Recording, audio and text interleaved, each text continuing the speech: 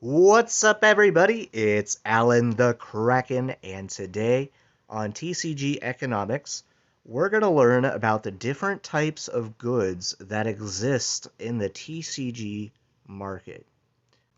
So, Veblen Goods.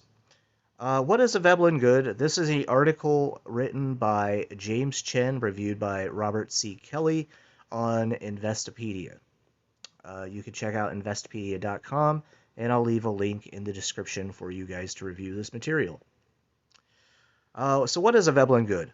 A Veblen good is a good for which demand increases as the price increases because of its exclusive nature and appeal as a status symbol.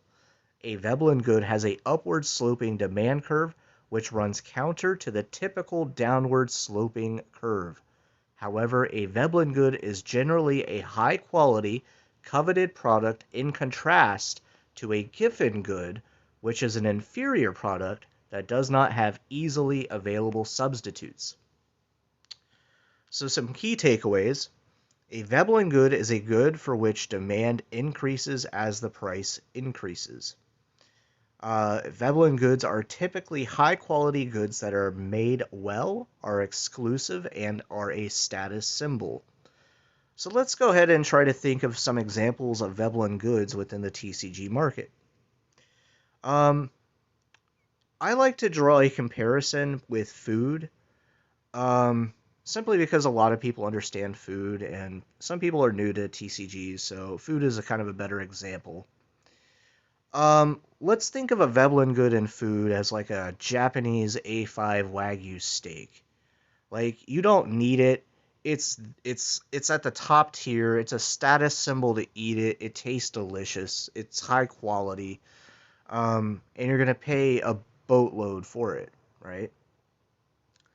But then on the opposite end of the spectrum, right, you have rice, you have wheat, you have flour. Um, these are called Giffen goods, and another name that people give these are staples. Like, these are essentials. So wheat, flour, eggs, stuff like that are essentials, and those are Giffen goods. What's interesting about Giffen goods is that as your income increases, the Giffen goods demand decreases. Um, And then the opposite is true. As the price increases for Giffen goods, the demand increases for Giffen goods. So why does that happen? Why would the price going up for a Giffen good, um, like flour or wheat, cause a increase in demand? Well, let's say you have a limited amount of income, and this is what's called income pressure. And if the price of your essentials goes up, then you can't afford the Veblen goods like a Japanese A5 Wagyu steak. So you're not going to buy steak anymore. You're going to go buy more flour because flour is going to make you go last, or at least hold you over longer until the inflation period ends. Um, but the key takeaway is that as the price of flour goes up, you can't afford that A5 Wagyu steak, so you're going to have to go down to flour and buy double down on flour, and that causes a surge in demand. That way you can at least guarantee you have enough food with your limited income, and that is called the income pressure. Um, a good example in Magic the Gathering of a Giffen good and a staple isn't any particular card, but it's really a color, okay? So I don't know if anybody else has noticed, but I've noticed that as stimulus starts to wane and as tax season ends and people have already spent their money and wallet fatigue has set in and people are preparing for the holidays, a lot of people tend to play red. It's because it's a very cheap color to get into. and a lot of red decks and a lot of green decks, and Groll in general is very, very cheap and affordable to make. And it has the utility and the win rates necessary in order to compete with the more expensive decks. So you're going to see a lot more Groll, you're going to see a lot more red. Red deck wins has always been a popular, affordable option for new players. I love red just because it's simple, it gets to the point, and usually if you buy red, you can break even when you get rid of it. It's really a staple. People like the liquidity for red cards is a lot better than you would think compared to any other color. Um, and that's I think Magic the Gathering did that on purpose, and that's to include more players into the game while also having the Veblen Goods side of things, where you have expensive mana rocks or lands or um, just like anything that would just be like, yeah, it adds consistency and win rate to the deck, but it's like nominal, but at the same time, like you always want to increase your statistics, your odds to win if you're going to play competitively. But that's another thing is like in TCGs, you have two worlds. You have the competitive world, and then you have the casual, I just want to have fun and play with my friends world. Um, so the casual friend world, they usually like to play Pauper. They'll play Commander with their friends. They'll uh, it's it's interesting that that Magic the Gathering is able to create all these different spheres within this one game.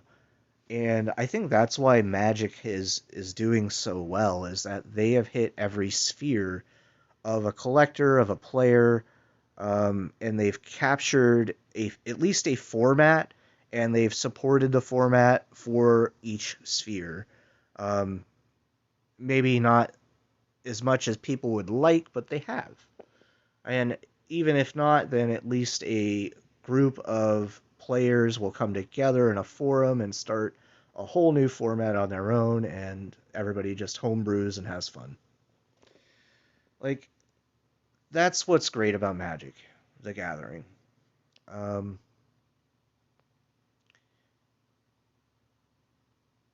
it's going to be very interesting with Flesh and Blood because you have the Veblen Goods side with cold foils. So cold foils are Veblen Goods. You don't necessarily need them, but they are a status symbol, especially if you get them slabbed and you play with them slabbed if your group lets you, because sometimes equipment can go to the graveyard kind of thing, and it's just like, eh. But it's the Veblen Goods side of Flesh and Blood is strong, and you see that downward pressure as cold foils have been dipping in price. Um, you see less and less people wanting to buy those cold foils. So cold foils are definitely a Veblen good within the TCG sphere. Um, I hope this kind of made sense and it's not too much of a stretch for you guys. But just know that like even in Flesh and Blood, there's Giffen Goods. So I would argue that Command and Conquer is a Giffen Good, even though it has a high price. And because Command and Conquer is at $100 and it's a staple and it's a Giffen Good, that means that people are going to have to make sacrifices if they do not have the income or they have income pressure upon them if they're trying to enter the competitive scene. So let's say that you have a lot of people that are interested in going to the Calling Orlando, and you have a lot of local players that are making minimum wage, and they can only afford 3 copies of Command and Conquer. Well, they're going to have to make some sacrifices in their equipment. They're going to have to make some sacrifices in which hero they choose.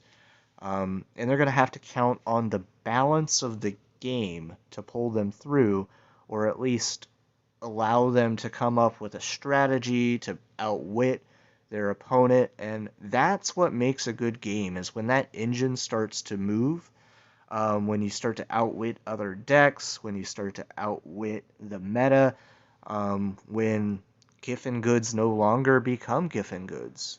So the utility could be taken away.